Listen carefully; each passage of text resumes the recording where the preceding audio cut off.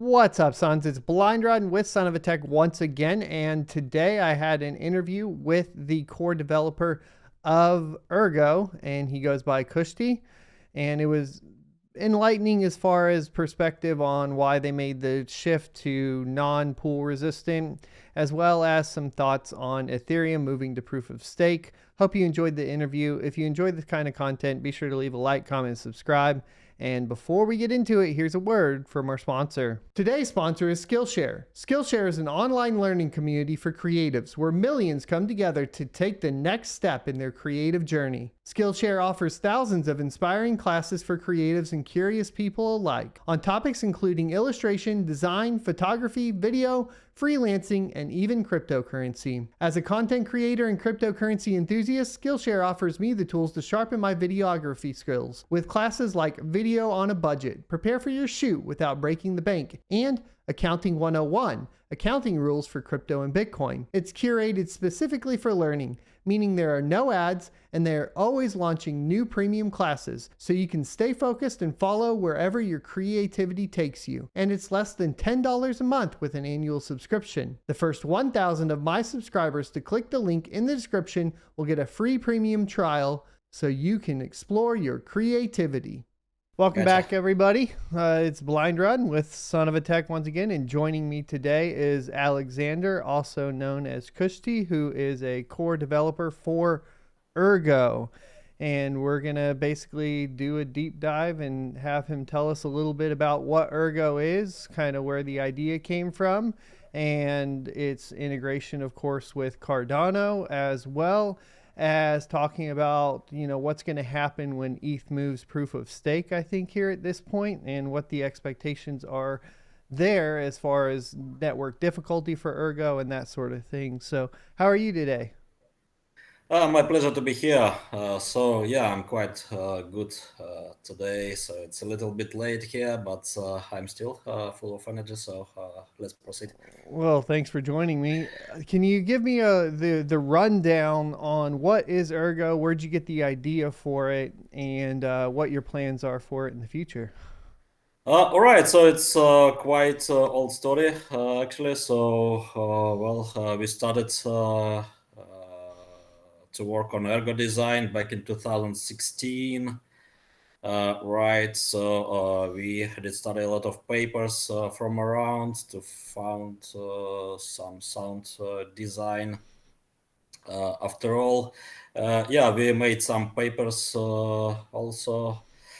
So I worked for IHK, for R&D department of IHK, which is mostly known for Cardano. But not only. Development was started in 2017, along with first public pre-announcements.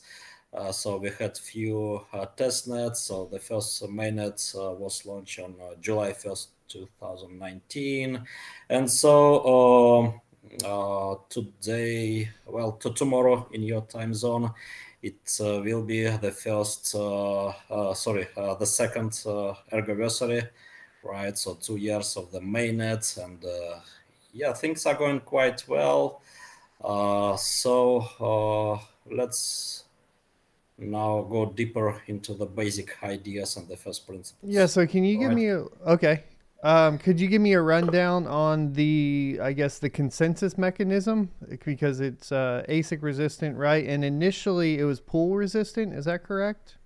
The idea was to follow the first principles of Bitcoin in regards with limited emission, proof of work, UTXO model, and so on, right? But also to rework every aspect of Bitcoin. And the code is also done from scratch. All right, it's about proof of work.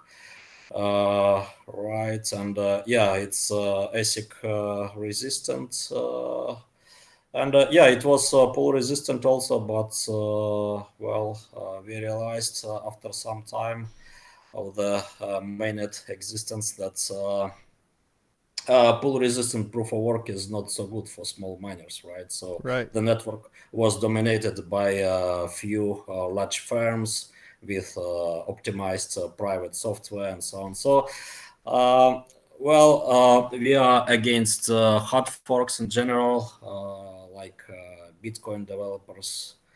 All right, but yeah, we had to do the first and hopefully the last hard fork a few months ago to tweak proof of work a little bit and switch pull resistance off. All right, and now we have a lot of small miners. So the Telegram group is about more than 1,000 participants, and it's very active. And yeah, a lot of small miners are now on the board. Yeah, that's been good. I've noticed, a lot of smaller miners are moving over to the project. As far as the integration with Cardano goes, as far as being an Oracle, could you go into some detail on Oracle pools and what sets Ergo apart in relation to, of course, those, I guess, the pools there as far as the Oracles are concerned? All right. So in regards with Cardano, so we both share accidentally, or maybe not, the similar extended UTXO model, right? So, Mm-hmm. for example, the stablecoin protocol developed by Ergo Foundation along with Emurgo, which is also one of the founding entities behind Cardano HUSD protocol. All right, so it is implemented for Ergo, right? It's in production, but for Cardano version, so not so many modifications were made. So yeah, it's about not the same, but very similar models, right? The same about Oracle pools and for other DeFi protocols also solutions would be similar, I guess. So there is ErgoDex coming. So first on top of Ergo and then on top of Cardano. And that'll be the decentralized exchanges. You're saying it'll be on top of Ergo first and then on top of Cardano as well? Yep. So it's about a dedicated team, but as far as I know about their plans, so yeah, they, as I said before, so first Ergo, then Cardano, and it will be a decentralized exchange with some unique properties. So, for example, it will be about shared liquidity between order book and liquidity pools, right? So it's Mm-hmm. about DEX and order book based DEX combined, Okay. which is quite cool. So no need for hot debates, right?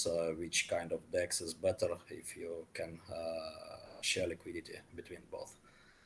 So you'll be able to share liquidity between Cardano and Ergo. No, sorry, between DEX and the order book MMDEX. DEX. So, Okay. about side chaining between Ergo and Cardano. So it's still about early research. So, some results will be published a few months after. And we are still waiting for some details in regards with upcoming hard fork, which will allow for smart contracts on Cardano. Okay. And as far as the kind of the integration or the relationship between Cardano and Ergo, do you think that that will have an impact on Ergo in the long term? I think so. Similar transactional models will allow for many protocols to coexist and maybe to share liquidity also between both chains. There are some properties of the Ergo blockchain which are also attractive for enthusiasts of other blockchains. So, for example, privacy preserving blockchains. So we have some unique support for cryptographic protocols, Sigma protocols, and so on, right? So yeah, it will be not about just Cardano, but Cardano is pretty close conceptually. So the big questions, because this is a GPU mining channel primarily, we're going to get into a little bit of proof of work, and I'm going to ask you some questions, I guess, about Ethereum. What are your thoughts on Ethereum moving to proof of stake? It's actually kind of pointless decision, I guess, still. So I think it's just about, I don't know, maybe Vitalik's decision from 2015. But actually, it will not provide advantages guys are claiming, like increased throughput, right? So the throughput is limited by the Beacon chain? peer-to-peer Or, network, okay. right? So yeah, so it's mostly about sharding then, right? Maybe, but sharding is also kind of limited concept and not related to proof of stake, right? So you can have sharding with proof of work and so on. So proof of stake itself is not about increased throughput. So there are some properties of proof of stake, but why they are needed for blockchain which is already on proof of work, it's not quite clear, right? So Mm-hmm. to me, it's kind of a weird decision technically. And Gotcha. yeah. So no, and I mean that aside, even though I mean it may be considered, pointless or I guess in your terms, or at least not as advantageous as people are uh, anticipating it to be. It is going to move to proof of stake. What kind of impact do you think that will have on like your network as far as Ergo goes, and what kind of impact could that have also on other altcoin networks, maybe like Ravencoin that's GPU mineable? Yeah, so the first question here would be how Ethereum ecosystem will survive through the forking, right? Another fork. So maybe we will see another Ethereum Classic, right?